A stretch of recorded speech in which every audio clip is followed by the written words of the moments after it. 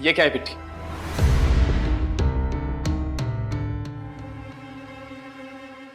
जो पसंद आए पी लूं मतलब? मुझे मेरी वाली कॉफी चाहिए।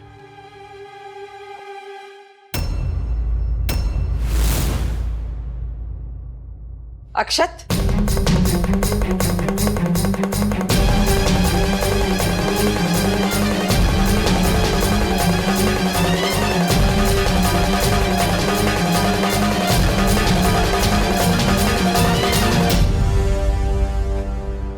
ये क्या है अक्षत? ये लड़की यहाँ क्या कर रही है? इतना सब कुछ होने के बाद भी तुमने उसे नौकरी दे दी? भगवान ही जानता है कि तुम्हारे दिमाग में क्या चल रहा है। जैसी तुम्हारी मर्जी। अच्छा सुनो, मैं सोच रही हूँ हमें पुलिस पे थोड़ा दबाव डालना चाहिए ताकि वो सुरेंद्र से जल्द सच निकलवा सके। जरूरत पड़े तो वकील को भी थोड़े पैसे देकर। नहीं मॉम, बिल्कुल भी नहीं। अगर हम सही हैं तो हमें ये सब करने की कोई जरूरत नहीं है। पर अक्षत, लड़ाई सामने वाले की हरकतें और इरादों को देखकर लड़ी जाती है। वो आदमी टेढ़ा बन रहा है तो हमें भी टेढ़ा बनना चाहिए। मैं हर हाल में प्रताप भाई साहब को इंसाफ दिला के रहूंगी। मॉम, आपने ही तो मुझे सिखाया कि कभी सच की हार नहीं होती। अगर हम इस तरह धोखेबाजी से प्रताप अंकल के लिए इंसाफ खरीदेंगे तो वो इंसाफ नहीं, धोखेबाजी कहलाएगी। अक्षत, तुम समझ क्यों नहीं रहे हो बेटा? सामने वाला तलवार लेकर खड़ा है और तुम उसे छोटी सी पीन दिखा के डराना चाहते हो। हाँ, मुझे उन लोगों पे जरा भी भरोसा नहीं है। वो लोग कभी भी कुछ भी कर सकते हैं।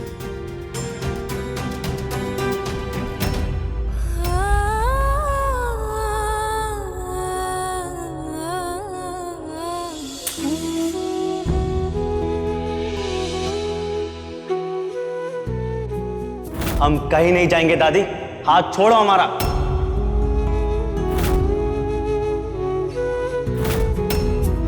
यश, क्या हुआ यश? हमें चक्कर आ रहे हैं। चलो अब हमें बहुत तेज भूख लगी है, किसी बढ़िया से मैंगो रेस्टोरेंट में लेके चलो।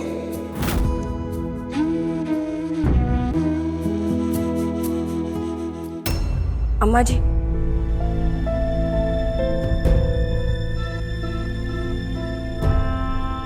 अम्मा जी, वो वकील ने अपनी फीस बढ़ा दी है तो हम सोच रहे हैं कि ये चेन गिरवी रख दे।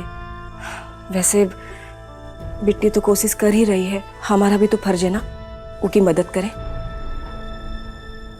ठीक है तो जाओ, सुनार के हो।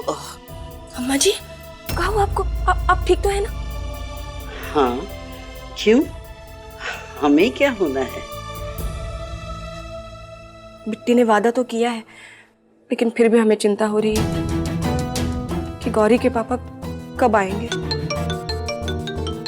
अरे बिट्टी का वीडियो कॉल। हाँ बिट्टी,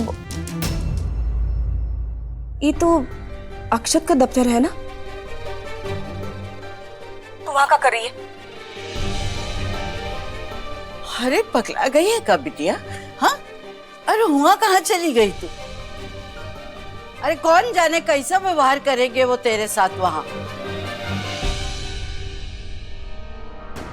लेकिन बिटिया, यश के साथ सिर्फ एक बार बात करने के लिए तो अपनी बेइज्जती कराने वहां चली गई। आग लगे भाग में, वो नालायक दफ्तर आने के लिए फिट फाट है लेकिन अपने बाप के लिए गवाही देने अदालत नहीं आ सकता। तू कह रही है ना कि तू यश से गवाही दिलवाएगी, तो हमें यकीन है।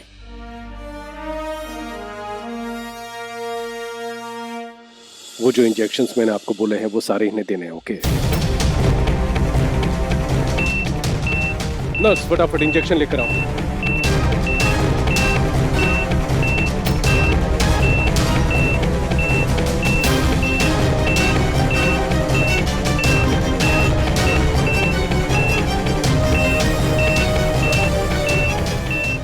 फटाफट इंजेक्शन तैयार करो, जल्दी।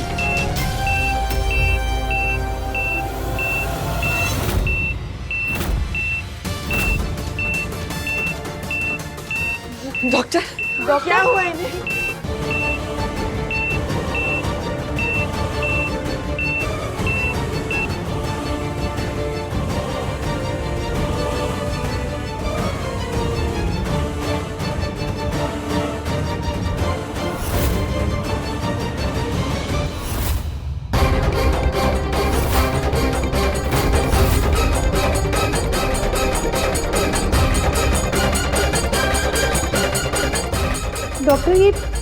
ठीक तो है ना? I am sorry.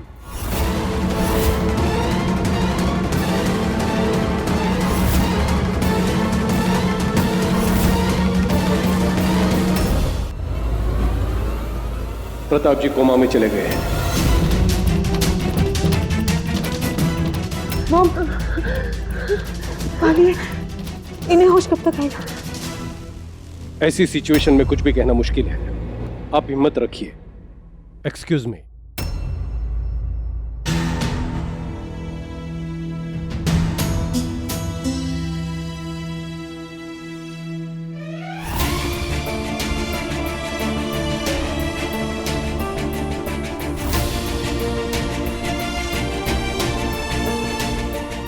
Relax dad, relax. आपकी बेटी है ना साक्षी, सुरेंद्र ने आपको जितना भी दर्द दिया है ना, उस हर तकलीफ का बदला मैं उससे और उसके परिवार से लेकर रहूंगी।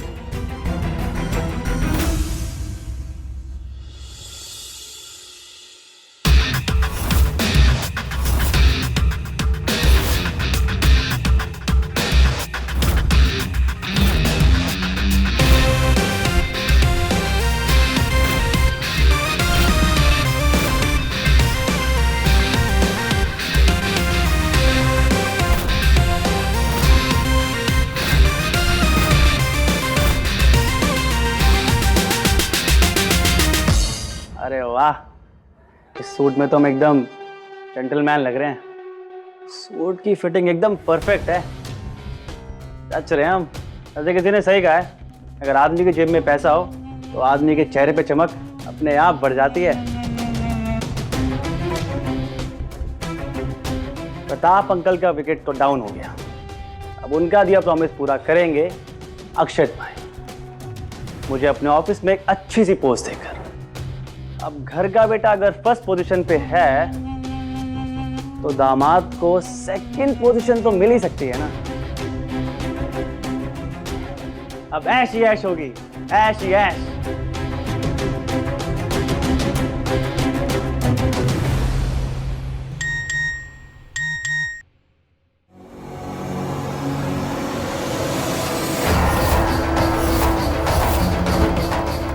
हमें पता है उस दिन कंस्ट्रक्शन साइट पे क्या हुआ था।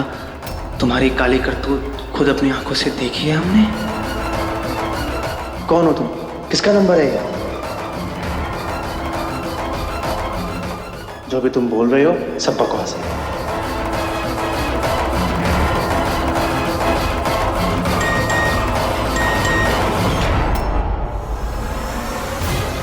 सबूत देखते ही हमारी सारी बकवास सच लगने लग जाएगी। बहुत जल्दी मिलेंगे तुमसे। ये अननोन नंबर किसका है और हमें ऐसे मैसेजेस कौन भेज सकता है? हवलदार बाबू, एक बात बताएं आपको, भगवान से ना हमारी कभी नहीं जमी। पूरे ब्रह्मांड में उनको कभी भी किसी की भी परीक्षा लेनी हो ना तो कौन है? सुरेंद्र। लेकिन हमारा लल्ला हर चुनौती से नैया पार लगाया है हमारी। भिड़ जाता है एकदम सीधा भगवान से। हमारी ढाल है हमारा यश। इस बार भी ना हमको इस मुसीबत से वही बाहर निकालेगा।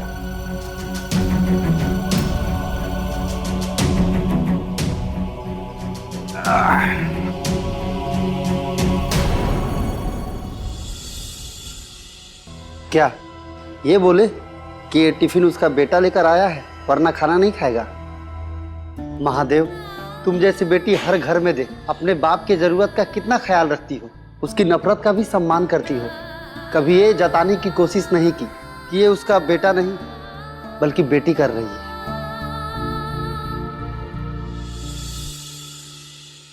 सुरेंद्र, ये ले, ये खाना तेरा बेटा लेकर आया है। क्या बात कर रहे हो? हाँ हमारा बेटा लाया है? हाँ। लेकिन गया कहाँ हूँ? हमसे मिला कहीं नहीं। एक बार जरा उससे मिला दो ना, एक बार मिल लेंगे ना तो हमारा मन हल्का हो जाएगा। अरे वो अंदर नहीं आया, बाहर ही से डब्बा पकड़ा कर चला गया। अरे अपने बाप को इस हालत में देख नहीं पाया होगा ना, इसलिए चला गया हमको यहाँ से छुड़वाने का इंतजाम करने। हाँ?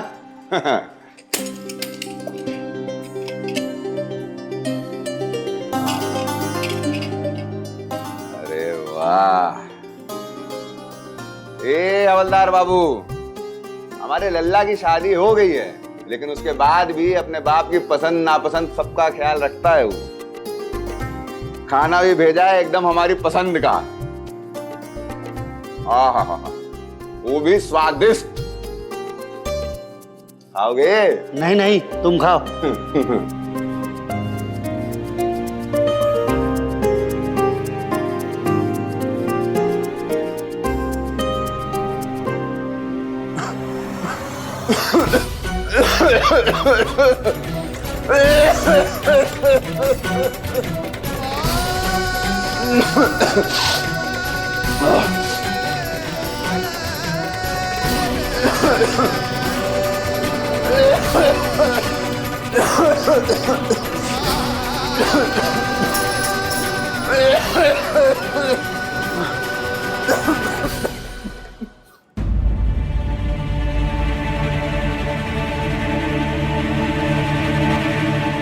अरे नालायक बेटे का गुणगान गा के खाना खा रहे थे ना, इसीलिए ठसका लगा। अरे मूर्ख, रोज तेरे लिए खाना, तेरी जरूरत का हर सामान तेरा बेटा नहीं, तेरी बेटी देकर जाती है। ये पानी भी तुझे तेरी बेटी ने दिया है। और जिस बेटे का गुणगान गा रहा है ना, वो आज तक तो झांकने भी नहीं आया कि तू जिंदा है कि मर गया।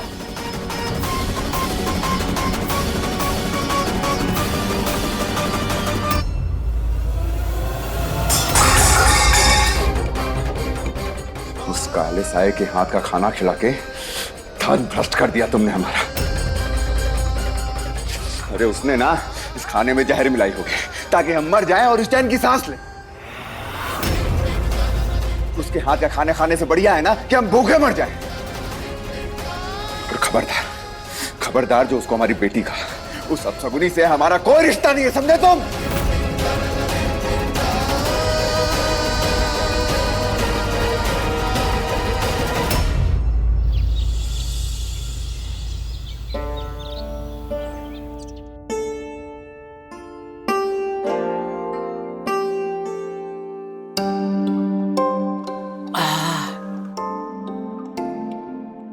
एकदम से राहत मिल गई। अरे जैसे झनझना के सारी फुर्ती वापस आ गई।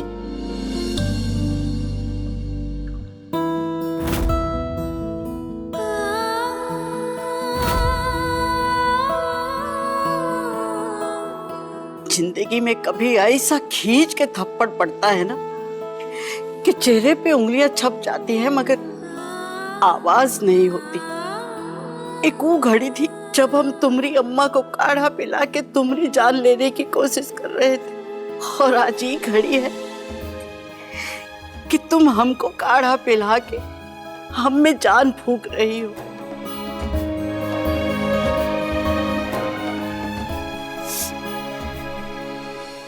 अम्मा जी,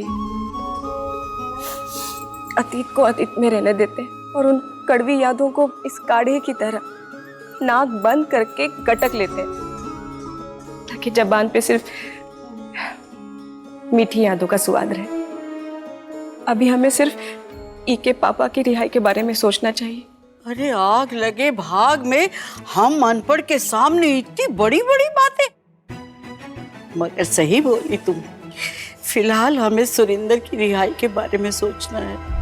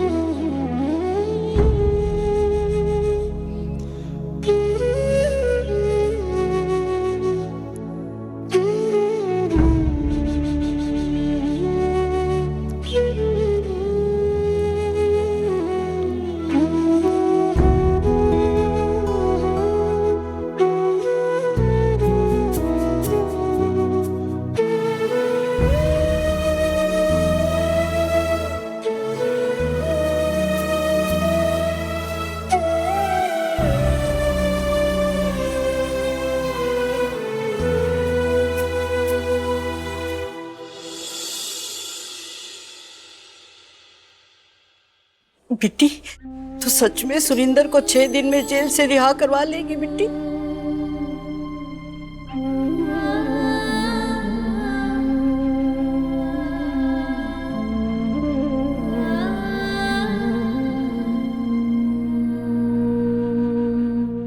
हाँ हाँ, तुम दफ्तर से जब लौटोगी ना तो हम वकील साहब के यहाँ जाएंगे, लेकिन वहाँ जाने के बाद उनसे कहेंगे क्या? उनके पैसों का पूरा इंतजाम तो हम कर ही नहीं पाए।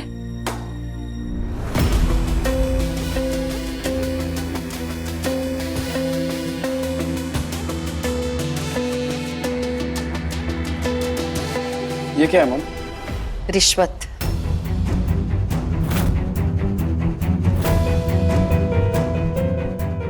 मैंने तुमसे कहा था ना कि सुरेंद्र के वकील को पैसे देकर इस केस से हटाना है। पर मम ये परवर कुछ नहीं, सुरेंद्र जैसे लोगों को उन्हीं की भाषा में समझाना पड़ता है, वरना ये हमारी चुप्पी को कमजोरी समझ लेते हैं।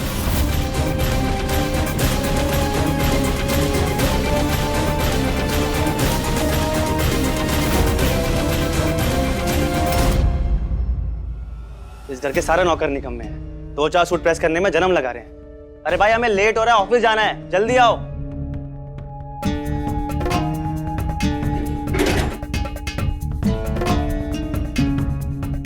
सर, आपके कपड़े प्रेस कर दिए हैं। इतनी देर लगती है प्रेस करने में?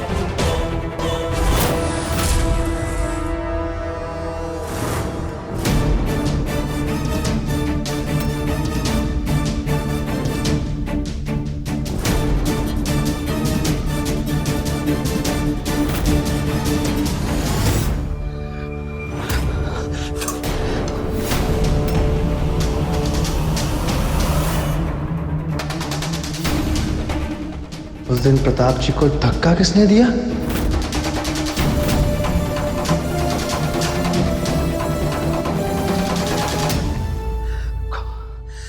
कौन है ये?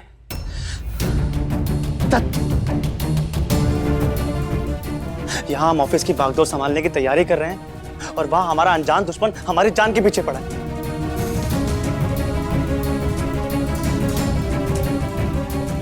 कौन है ये? किसने हमारी फोटो खींची है? चाहे कोई भी हो, हम किसी को अपने सपनों के बीच नहीं आने देंगे। हम बहुत मेहनत से यहाँ तक पहुंचे हैं, कोई भी ऐरा गहरा हमारी मेहनत पे ऐसे पानी नहीं फेर सकता। नहीं, हम ऐसा नहीं होने देंगे।